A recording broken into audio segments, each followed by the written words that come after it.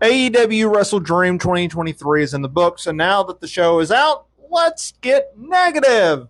So look, this show was pretty good from top to bottom, and obviously the ending everyone will remember. But after sitting through a 5.5 hour show, there were some negatives, and there was going to be. So I came up with my top three. Let me know down in the comments here below whether you agree or not.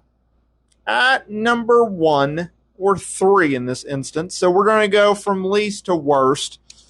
It's having 4 pre-show matches. Look, the pre-show was an hour and a half long. The first 30 minutes was them just talking. And I don't understand from WB, AEW, why we have to insist on having an hour-long pre-show. I'm okay with having one pre-show match. Ideally, your pre-show should be 30 minutes of, okay, folks, you didn't watch our TV for the last month. Here's what happened, and here's what you can expect. That's what I want. I want old school WB, UFC type, boxing type pre-shows where it's a 30-minute block of video packages. And if you want to throw in one match, go right ahead. Having 4, I did not understand. I get the reasoning behind having so many matches, but you already had a lot of matches on the main card. And Tony Khan needs to wrap his mind around, if you're going to run monthly shows, the importance of, well, we got to give them a stacked show because we only get 4 shows a year and we got to get all of our big feuds out of the way. Well, you're running monthly pay-per-views.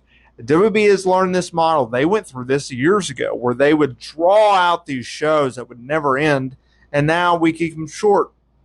Under 3.5 hours, maybe 3 hours, 6 to 7 to 8 matches. That's it.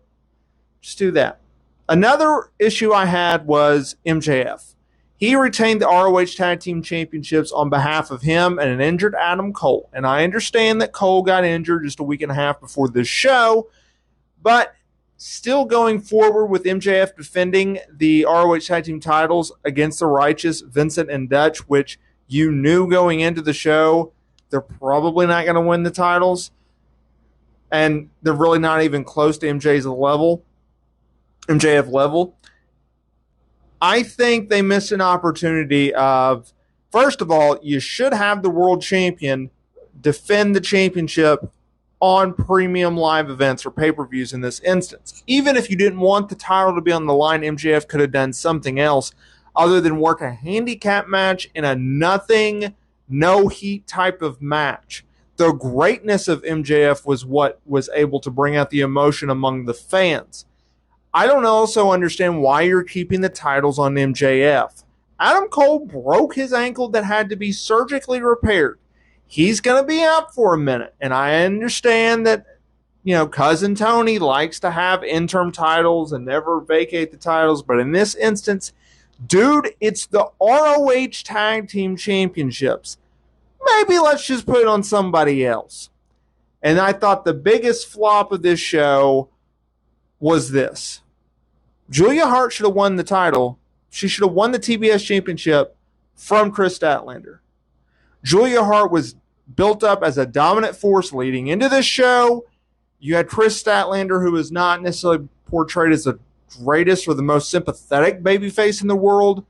Julia Hart had heat with the crowd. She had momentum from the crowd. They were cheering her in this match. They wanted to see her win the championship, and they should have seen the title change. If someone's hot, you go with them until they're no longer hot. And Chris Statlander has cooled down ever since she won the championship from Jade Cargill at Double or Nothing in May. It's okay. Not everyone needs a 6-month title reign. It's time to put the title on Julia Hart. However, with this loss, I'm afraid some of that steam has been kind of vaporized.